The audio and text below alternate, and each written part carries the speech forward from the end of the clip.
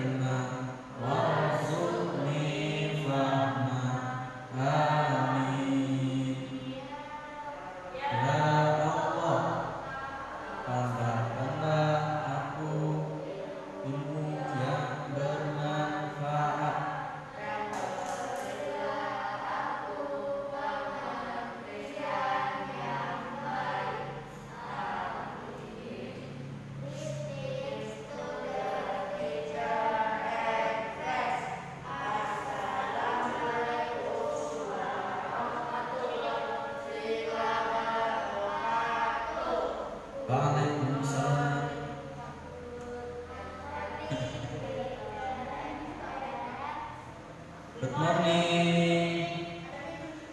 Assalamualaikum warahmatullahi wabarakatuh.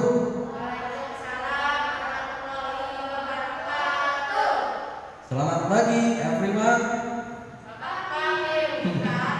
Iya. Apa kabar semuanya? How are you today?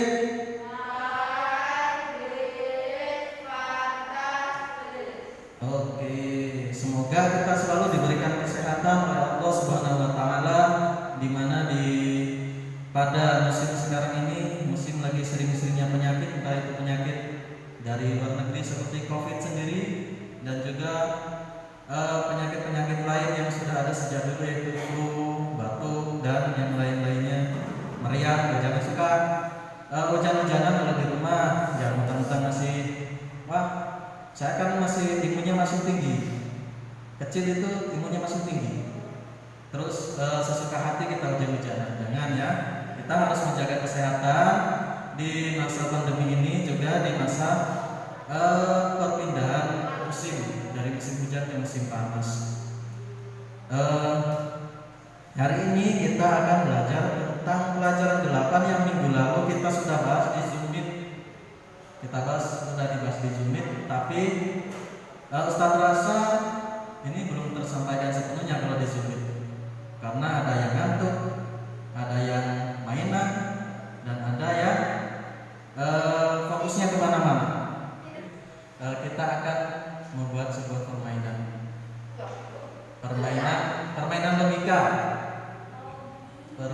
logika. Ada yang tahu kan kalau semut itu kecil, binatang semut itu ditakdirkan oleh Allah Subhanahu wa taala kecil, dan gajah itu besar. Nah, enggak dibalik gimana? Udah tahu ya? Enggak. Nanti yang memang dibalik, tapi itu akan durasinya akan sangat cepat sekali ketika Ustaz tunjuk. Ada yang tahu nih kalau kisah semut itu di kisah apa coba? Ada yang tahu? Kisah Nabi apa? Yang berbicara dengan semut kisah Nabi apa? Iya, Nabi Sulaiman. Kalau yang berkisah tentang alfil, gajah,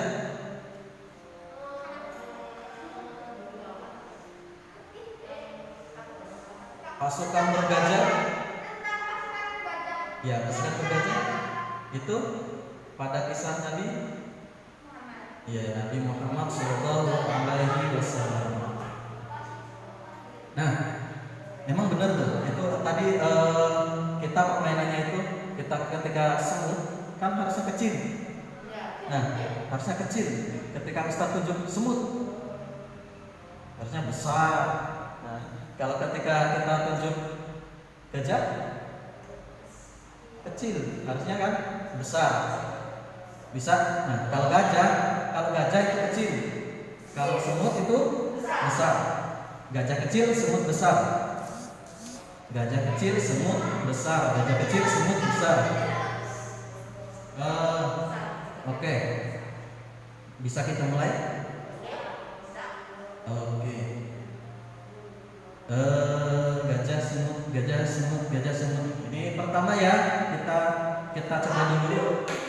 Gajah semut, gajah semut, gajah semut, gajah semut, gajah semut, gajah semut, gajah semut, semut. Apa? Bisa. Semut? Bisa. Yang keras ya, oke. Biar kita semangat. Biar kita semangat harus keras. Gajah semut, gajah semut, gajah semut, gajah semut, gajah semut, gajah semut, semut. Gajah semut, gajah semut, gajah semut, gajah semut, gajah semut, gajah kecil. Kalau gajah kecil, kalau gajah kecil, kalau semut besar. Kalau gajah itu kecil. Nah, itu permainan logika.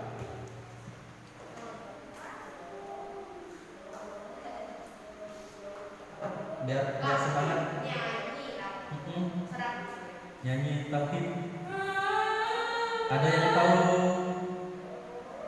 lagunya Wali? Intinya lagunya adalah tentang tauhid, tentang keesaan Allah, juga kita mengakui bahwa Nabi Muhammad adalah utusan Allah. Ada yang tahu lagunya? Raditu billahi robban wa bil islami dina wa bi Muhammadin nabiyyan wa rasulah. Ku ikhlas Allah Tuhanku dan Islam agamaku, Muhammad Nabi serta Rasulku.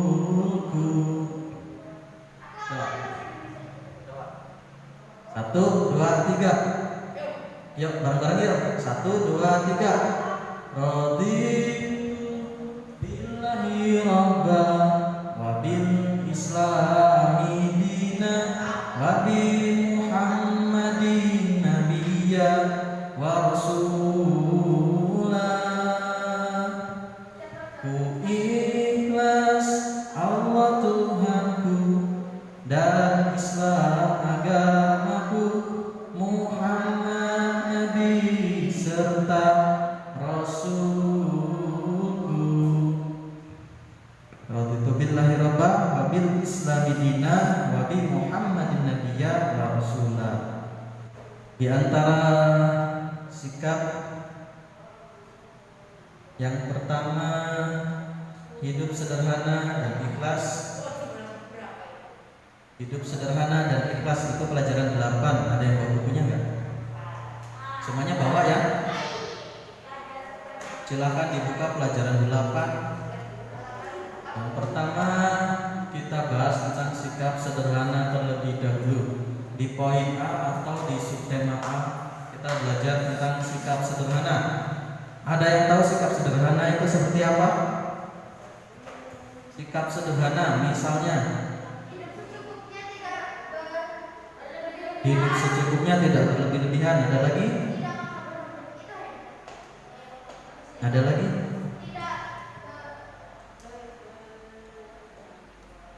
Hidup sederhana, tidak berfoya-foya. Apa lagi? Di antara hidup sederhana, tentunya hidup sederhana bila kita mencukupkan segala sesuatu itu secara secukupnya, tidak berlebih-lebihan. Contohnya, ketika kita mandi, jangan berlama-lama membuang air, jangan lama-lama mandi, jangan lama-lama menggunakan air dengan secara secukupnya, tidak berlebihan. Itu adalah hidup hemat pertama. Yang kedua,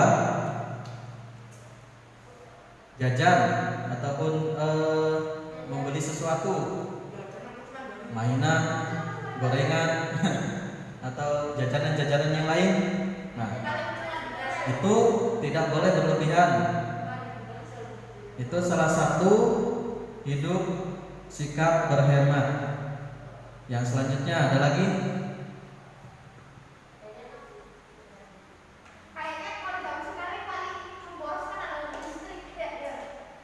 Apanya? Nah, listrik. Itu juga salah satunya listrik. Listrik itu tidak boleh boros karena kita menggunakan listrik PLN atau listrik negara. Kita membayarnya dan kita biasanya membayar di loket-loket listrik. Jika kita menggunakan listrik itu dengan tidak berhati-hati, kita gunakan untuk ngecas sana sini, kita gunakan untuk keperluan sana sini. Ketika siang lampu misalnya tidak diperlukan, tidak dimatikan.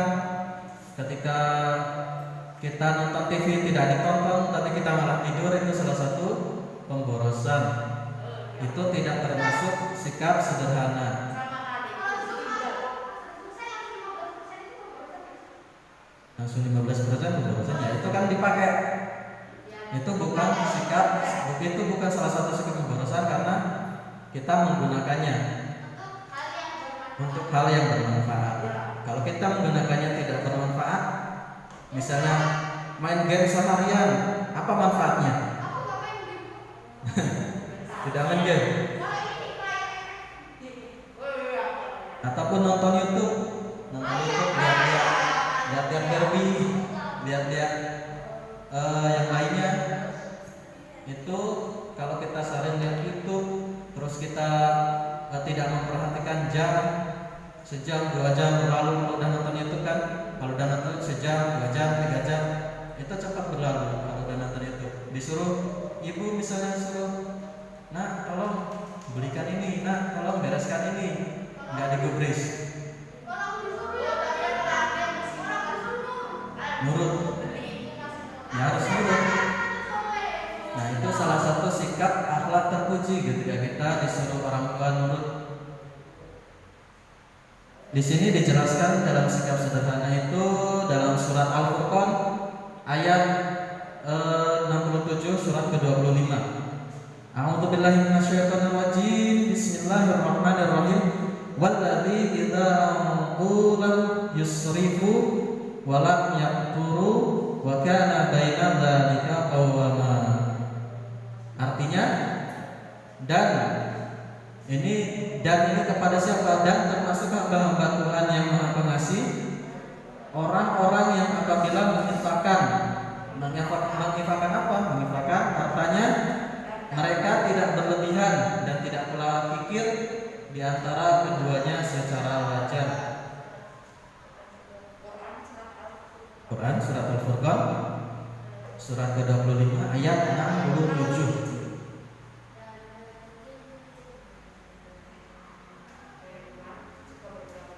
Sudah dibuka di situ di bukunya. Ayat ini menjelaskan bahwa yang di buku, coba lihat di buku ayat halaman 113 113. Nah, di situ jelaskan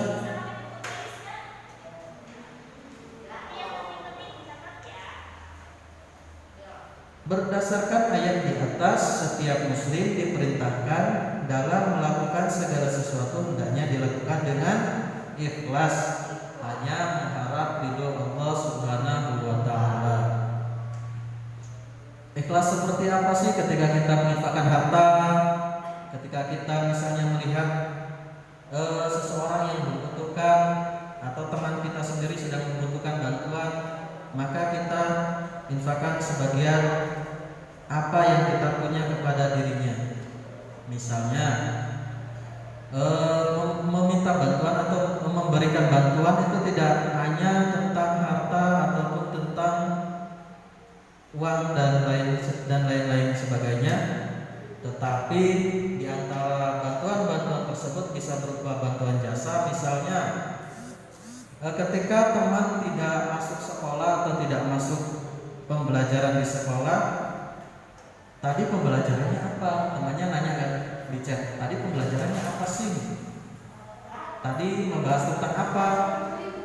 Tentunya kita akan menjawab sebagai teman yang baik. Kita harus menjawab, tadi kita membahas tentang ikhlas di halaman 113. Halaman 113. Kita membahas tentang surat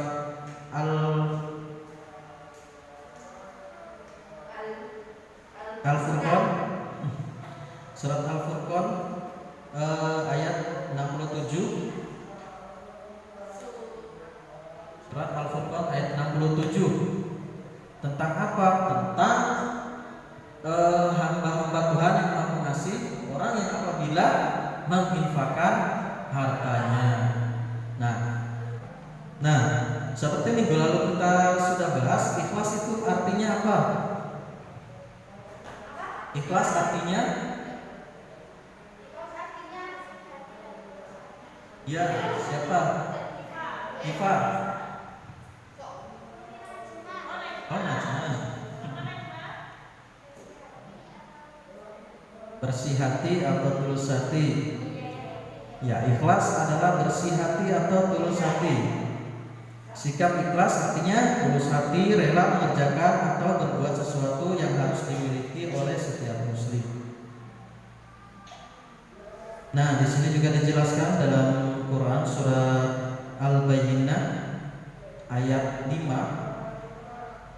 Bismillahirrahmanirrahim. Wa ma umiru illa liya'budullaha mukhlishina lahuddin hunafa wa yuqimus sholata wa yu'tuz zakata wa dzalika dinul qayyimah, yang artinya padahal mereka hanya diperintah menyembah Allah dengan ikhlas, menaatinya semata-mata karena menjalankan agama dan juga agar melaksanakan sholat dan menunaikan zakat. Yang demikian itu agama yang lurus dan benar, agama yang lurus atau benar. Berdasarkan ayat di atas, setiap muslim diperintahkan dalam melakukan segala sesuatu dan harus ikhlas, dengan ikhlas dan mengharap ridho Allah tadi.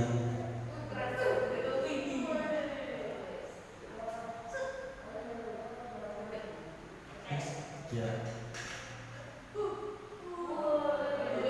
Nah, di antara sikap sederhana yang harus kita lakukan sebagai anak muslim dalam kehidupan sehari-hari itu, yang pertama harus hemat, yang kedua harus suka berbagi atau tidak pelit, yang ketiga bersikap ramah dan rendah hati, yang keempat berbicara sopan, dan yang kelima tidak merendahkan orang lain. Bagaimana hidup berhemat? Hidup berhemat itu seperti tadi, ketika kita menggunakan sesuatu tidak berlebihan, misalnya kita menggunakan gadget tidak berlebihan pada waktunya. Ketika kita sedang mengerjakan tugas, kita mengerjakan tugas.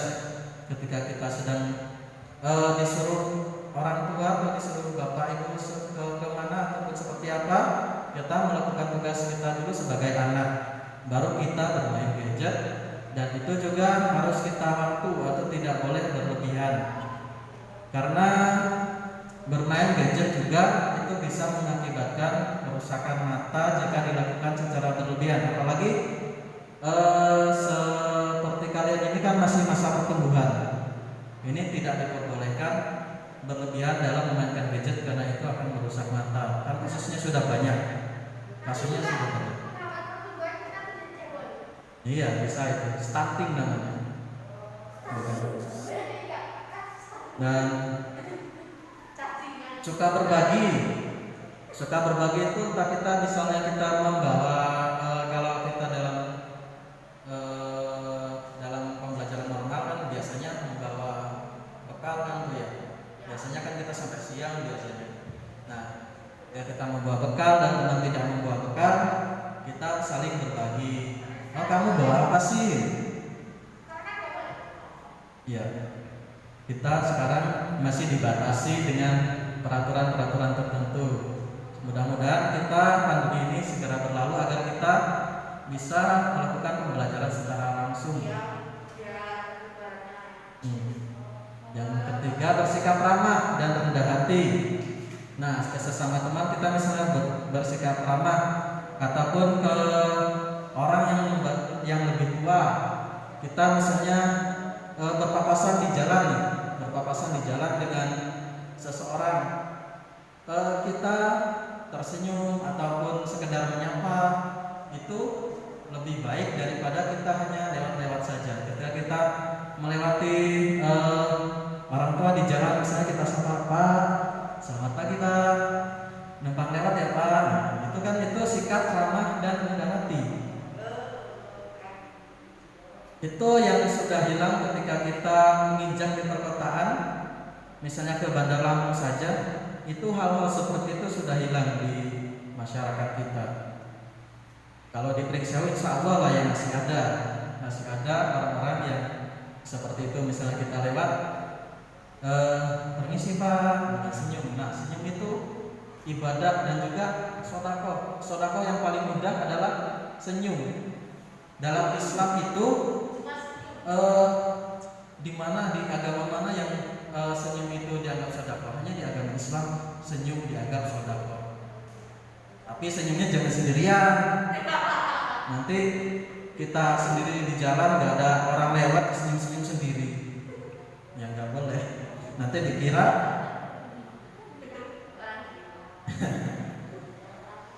Nah, yang selanjutnya berbicara sopan santun. Berbicara sopan santun itu baik dengan teachernya, baik dengan orang tua, misalnya nenek kakek, baik dengan orang tua, ayah ibu. Nah, ketika kita misalnya meminta sesuatu, jangan dengan itu ya, bicara sopan santunnya jangan dengan merengek. Ayah, berikan ini dong ayah. Itu nggak boleh. Harusnya jangan seperti itu harusnya. Tapi kita minta dengan baik, misalnya ayah, saya suka mainan itu, boleh nggak dibeliin? Kan itu bisa kita berbicara dengan lemah lembut atau dengan baik dan berbicara sopan santun itu tadi. Kalau misalnya kata ayah, nanti dulu kita kumpulin uang dulu misalnya, nanti dulu belinya, ya itu udah, kita nanti dulu, jangan maksa, jangan malah merengek-rengek untuk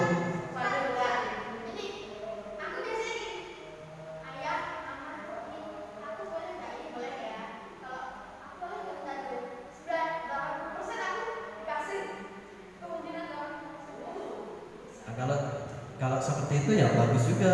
Kalau misalnya seperti itu, misalnya minta duit terus dikasih, ya berarti kita sudah meminta dengan baik. Nah, tapi kalau ketika kita sudah meminta tidak dikasih juga, jangan merengek, jangan juga nangis.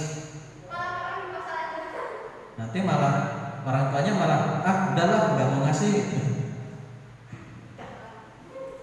Selanjutnya adalah tidak merendahkan orang lain.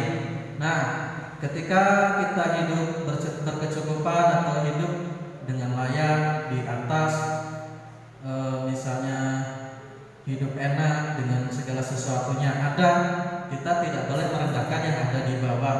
Karena segala sesuatu adalah titipan Allah Subhanahu wa taala, yang mana hidup di dunia itu seperti roda yang berputar. Kadang kita bisa di atas, kadang kita bisa di bawah. Kita tidak bisa memprediksi. Yang kita lakukan di dunia ini hanyalah berusaha dan berdoa kepada Allah Subhanahu wa taala, berusaha dengan sebaik mungkin, ikhtiar juga dilakukan dengan doa kepada Allah Subhanahu wa taala. Dan tadi menginfakkan sedikit harta kita, karena di dalam harta kita terdapat hak orang lain. Next.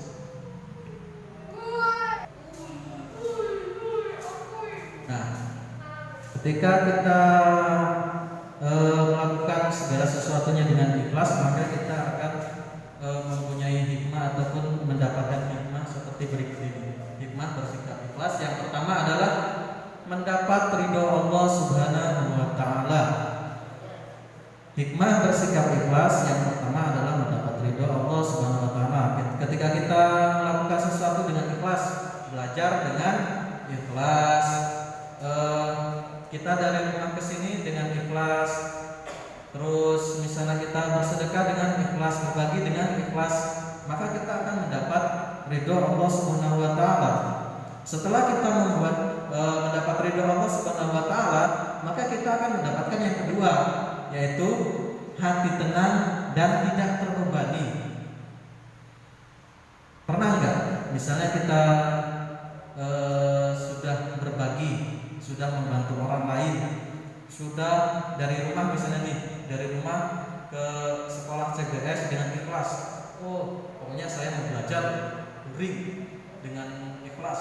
Nah, apa yang dirasakan ketika kita melakukan sesuatu dengan ikhlas?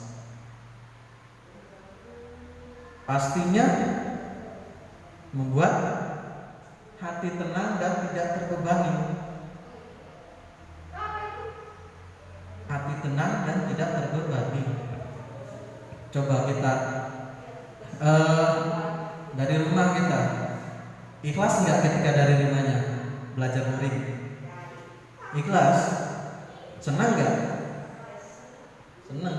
Ya pasti ketika kita melakukan sesuatu dengan ikhlas, dengan sepenuh hati, dari rumah perjalanan kita mendapat ridha Allah Subhanahu wa taala, dan Allah berjanji ketika seseorang yang berada di jalan Allah untuk menuntut ilmu adalah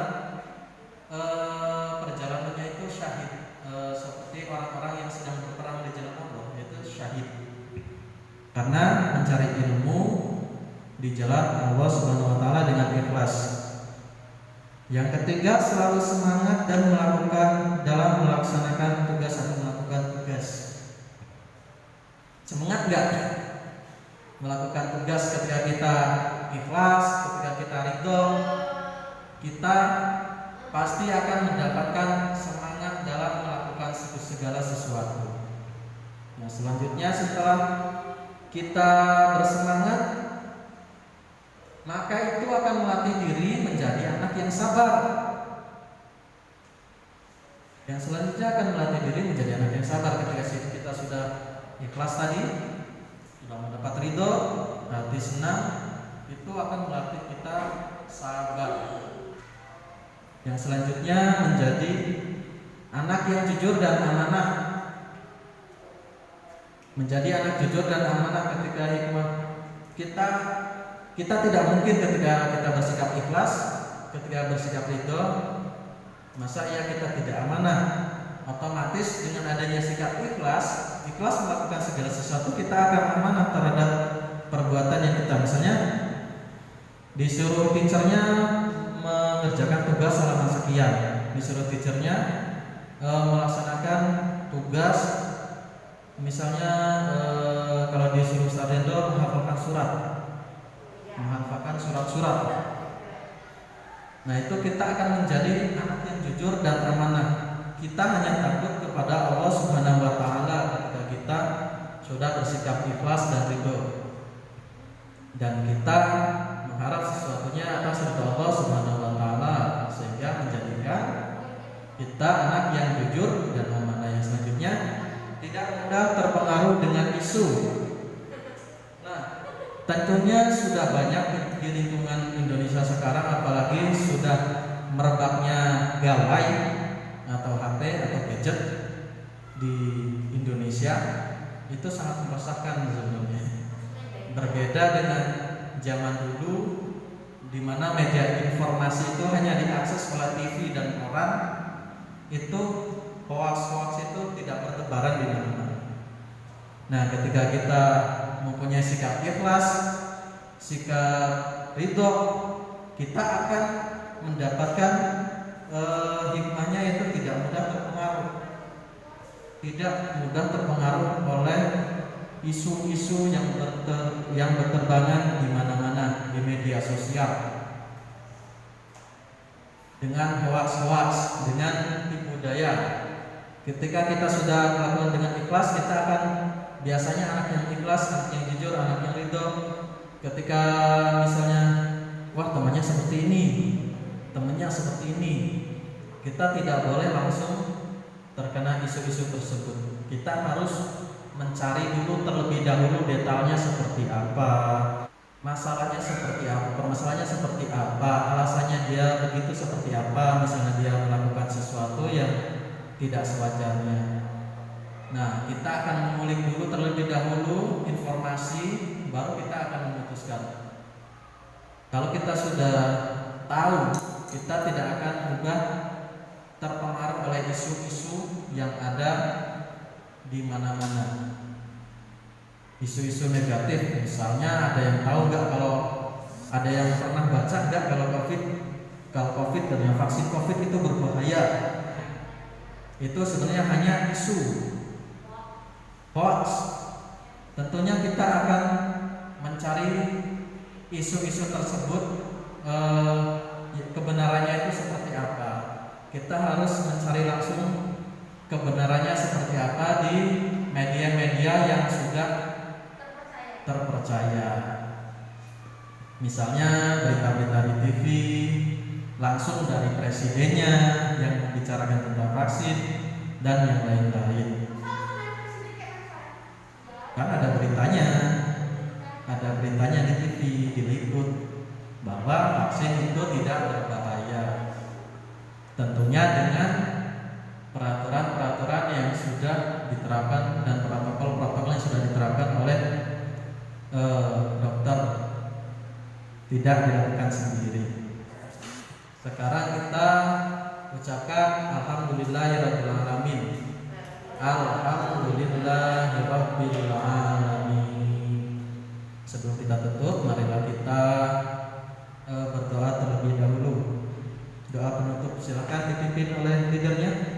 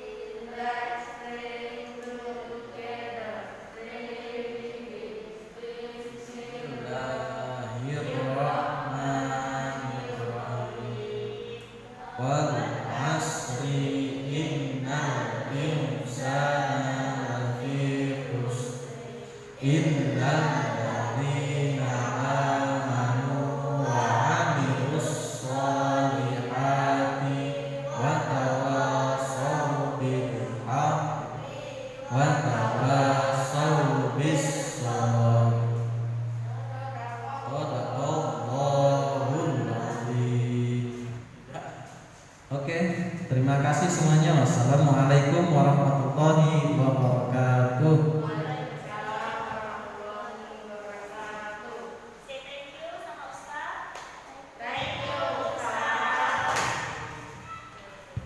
Silakan teman-teman untuk break dulu, istirahat ya.